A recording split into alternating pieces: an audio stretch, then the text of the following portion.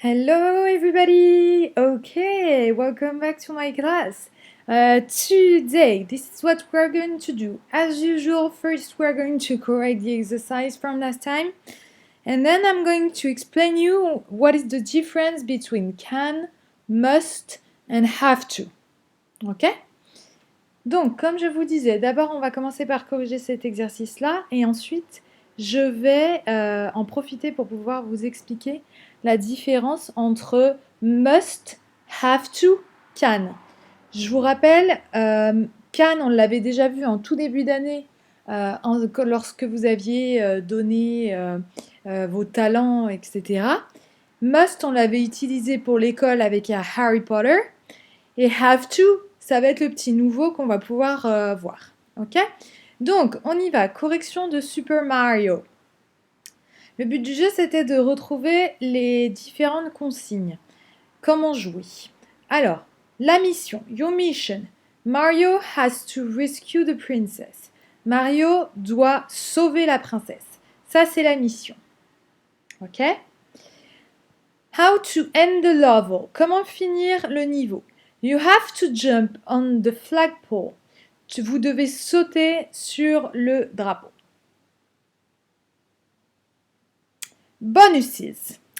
Okay, bonus number 1, you can find coins or items if you hit blocks. Vous pouvez trouver des pièces ou des objets si vous tapez, si vous frappez dans les blocs.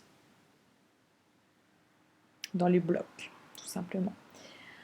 Number 2, you can break bricks to find coins. Vous pouvez taper dans les briques pour trouver de l'argent. Ok, oh bah tiens, il y avait un problème. Number 2, number 4. Number 4, you can get an extra life if you catch a mushroom. Si vous attrapez un champignon, vous pouvez obtenir une vie supplémentaire. Number 5, you can get an extra life if you get 100 coins. Vous pouvez avoir une vie supplémentaire si vous attrapez, si vous obtenez 100 pièces. Mario's powers, les pouvoirs de Mario. Mario can become big if he gets a super mushroom. Mario peut devenir plus grand, plus gros s'il obtient un super champignon. Number 2, you can become invisible if you catch a Starman. Vous pouvez devenir, oh sorry, not invisible, invincible. Vous pouvez devenir invincible si vous attrapez une Starman. If he gets a flower, he can throw fireballs. Si vous arrivez à trouver une fleur, il peut jeter des boules de feu. If you don't want to lose a life, you mustn't get hit by an enemy. Si vous ne voulez pas perdre une vie, vous ne devez pas être frappé par un ennemi. You mustn't fall into a pit. A pit, c'est bien un trou. Okay? Vous ne devez pas tomber dans un trou. Ok? N'hésitez pas à m'envoyer des messages s'il y a des questions. Alors, ensuite, on passe à ce qu'on a à faire pour aujourd'hui. Aujourd'hui, du coup, je vous propose de voir can, must, have to. Puisque vous voyez, ici, on l'utilise. On l'utilise beaucoup. Ici, vous avez les occurrences de have to. Can, can, can, can. Ok, can, can. Ok, ici, can also. Et ici, vous avez mustn't, mustn't. Ok, donc voilà pourquoi on va voir ça. Ok, vous avez 3 phrases différentes. Mario can throw fireballs. He can get coins to earn an extra life. He can fly. He cannot play Luigi and Mario. You cannot play Luigi and Mario. Ok? Je vois en français. Mario peut jeter des boules de feu. Il peut obtenir une vie en gagnant en obtenant, non, il peut gagner une vie en obtenant des des coins, de l'argent. Il ne peut pas voler. Mario ne peut pas voler. Et tu ne peux pas jouer avec Mario et Luigi en même temps. Ok, il faut choisir l'un des deux. Deuxième, you must finish your homework. You mustn't walk into the fire. Ok, tu dois terminer tes devoirs. Tu ne dois pas marcher dans le feu. Number 3, you have to complete all the quests to save Princess Peach. However, you don't have to get all the coins. Tu dois terminer toutes les quêtes pour pouvoir sauver la princesse Peach. Cependant, tu ne dois pas obtenir tout l'argent, ok, toutes les pièces. Ok, ça, c'est pas obligatoire. Voilà, alors ce que je vous propose maintenant, c'est que à partir des différentes phrases, là, on va revenir dessus. On va revenir sur le petit point de grammaire. D'abord, on va voir avec la première, on va voir can. Ok? Can, c'est la capacité ou la possibilité. Je vais lire, je vais marquer des pauses. N'hésitez pas même à marquer une pause avec la vidéo. Et comme ça, vous allez pouvoir remplir avant que je ne le remplisse moi aussi. Parce que sinon, ça n'a pas d'intérêt. Ok? Can peut exprimer deux choses. Dans l'exemple 1, ok, ici, la première phrase exprime. Alors la première phrase c'est celle-ci. Mario can throw fireballs. Ok, Mario can throw fireballs. La première phrase, elle exprime quoi? Alors allez-y. La capacité ou la possibilité? Je vous laisse mettre.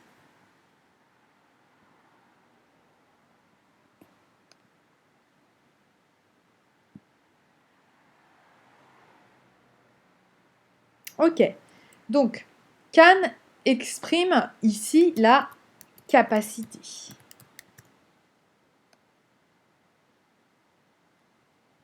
Ok, il a la capacité de, hop, il a la capacité de jeter du feu, ok, des boules de feu. Dans la deuxième, can est utilisé afin de dire qu'il est nanana pour Mario d'obtenir une vie supplémentaire s'il obtient des pièces. Ok, dans cette phrase-là, he can get coins to earn an extra life. Ici, c'est quoi? C'est la capacité ou la possibilité?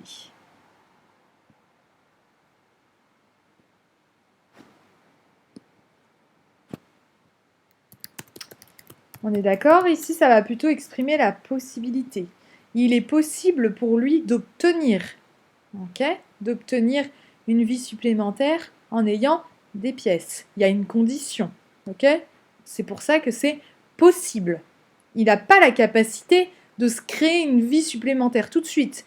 Il est possible qu'il se crée une vie supplémentaire à condition d'obtenir des pièces, ok? À l'inverse, si je reviens sur la première phrase, Mario peut jeter des boules de feu, ça, c'est déjà acquis. Ok, c'est sa capacité.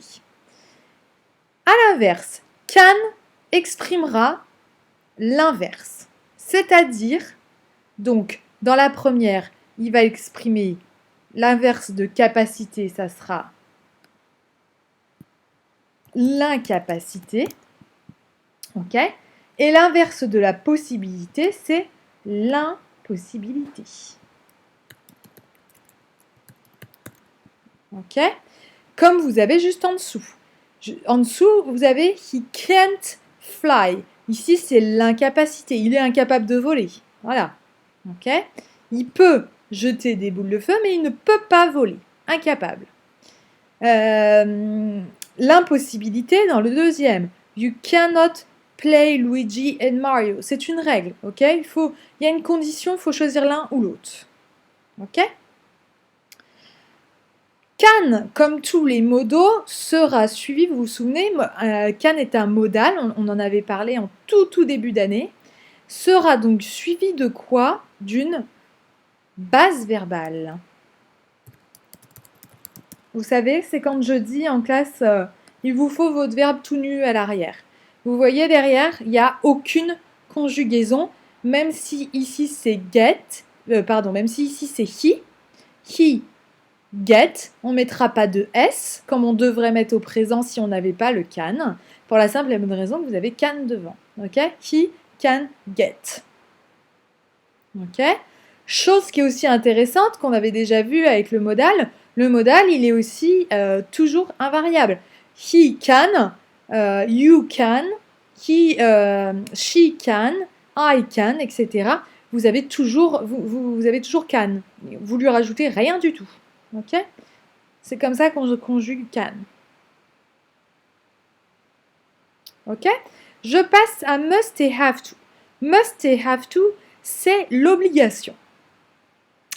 Must exprime l'obligation. Dans notre exemple, le joueur, ok, le joueur juste ici, doit aller au château. Ok, il doit y aller. C'est une obligation. Ok, et c'est comme ça qu'on va dire en français. Devoir. Le joueur doit aller au château pour finir le jeu. Must est utilisé lorsque le sentiment d'obligation vient de celui qui parle. Ok? Dans l'exemple 2, il s'agit probablement d'un ordre des parents qui veut que son enfant finisse d'abord ses devoirs. Ok? Ici, c'est une obligation qui vient de celui qui parle. Ok? En l'occurrence, imaginez-vous, ici, c'est papa ou maman qui parle. You must finish your homework. Tu dois terminer les devoirs. Ok?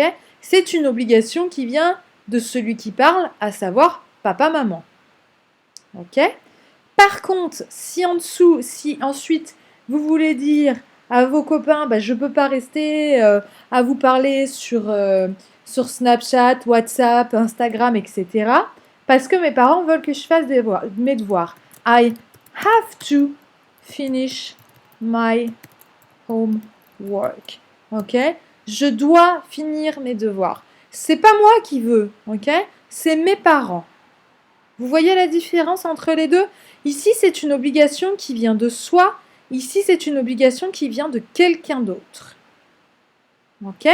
En fait, c'est ce qu'on vous explique ensuite. Must et have to sont très similaires. Et la plupart du temps, ils sont interchangeables. Interchangeables, ça veut dire qu'on peut les utiliser aux deux endroits. Ok? En général, les Anglais, les Américains, etc., ils utilisent les deux dans les deux endroits. Voici une légère différence cependant. Have to exprime l'obligation, mais aura plutôt plus tendance à l'utiliser lorsque l'obligation vient de l'extérieur. Ok? Comme je viens de vous mettre là. I have to finish my homework. C'est pas moi qui le veux, c'est une obligation qui vient de l'extérieur. C'est mes parents qui le veulent. Ok?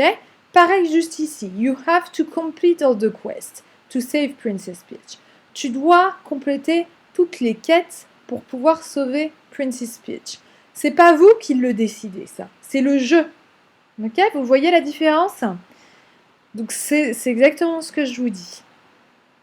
Ce n'est pas quelque chose que j'ai forcément envie de faire, mais je dois le faire. Le règlement de l'école, la loi, les règles d'un jeu. Ok? À l'inverse, must, c'est quand, voilà, je répète, quand must, c'est quand vous vous mettez l'obligation tout seul. I must clean my bedroom. Je dois laver ma chambre. Ok, si je le rajoute juste ici. I must clean my bedroom. Là, en fait, c'est une obligation qui vient de vous. C'est vous qui décidez, oh ouais, là, faut que je la lave, là, quand même, parce que ça a fait depuis le début du confinement, je ne l'ai pas lavé. Ah, ça commence pas à sentir. Ok? Donc, c'est vous qui décidez de le faire. I must clean my bedroom. C'est plus possible. Je peux plus vivre dans ça. Par contre, si c'était vos parents, si vos parents vous disent, oh là, ça commence à pas sentir bon, tu dois laver ta chambre, vous allez dire après, I have to clean my bedroom. Ok, je dois laver ma chambre. C'est mes parents qui le veulent. Ok? À la forme négative, les deux sont complètement différents par contre. Must devient quoi? Vous l'avez juste ici. Mustn't.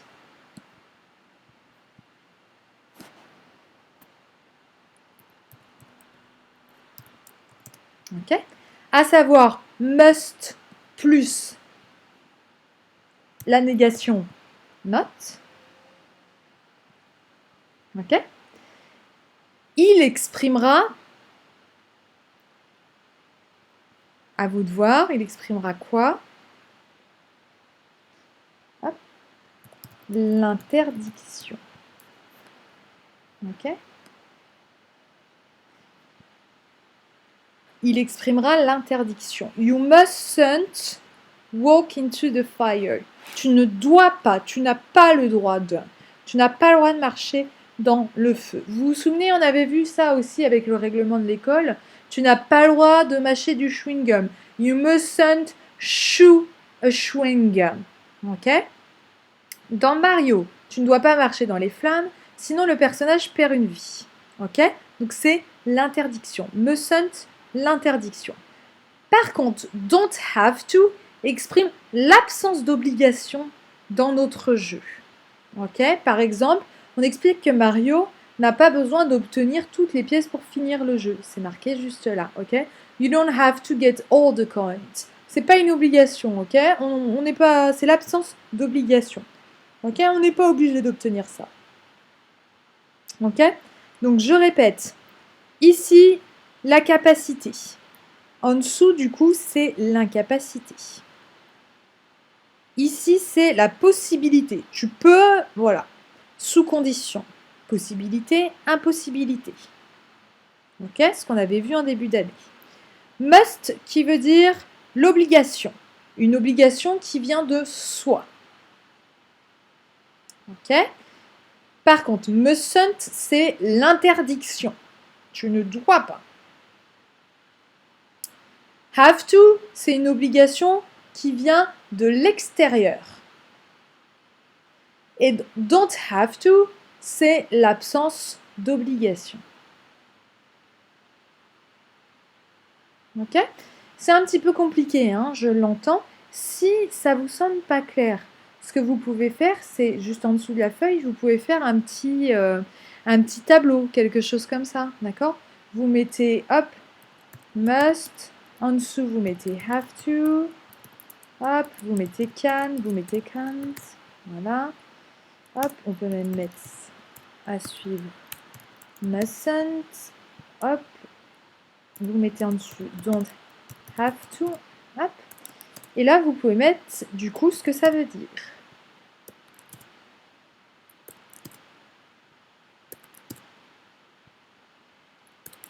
Hop, pour vous faire un petit résumé. Ok, must c'est l'obligation, etc. D'accord? Vous pouvez continuer de compléter ça. Ça va vous permettre de mettre un petit peu plus les idées en place.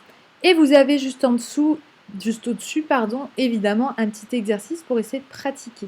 Ok? N'hésitez pas à revenir vers moi s'il y a la moindre question ou si je dois revenir dessus. Il n'y a aucun souci. Ok? Goodbye!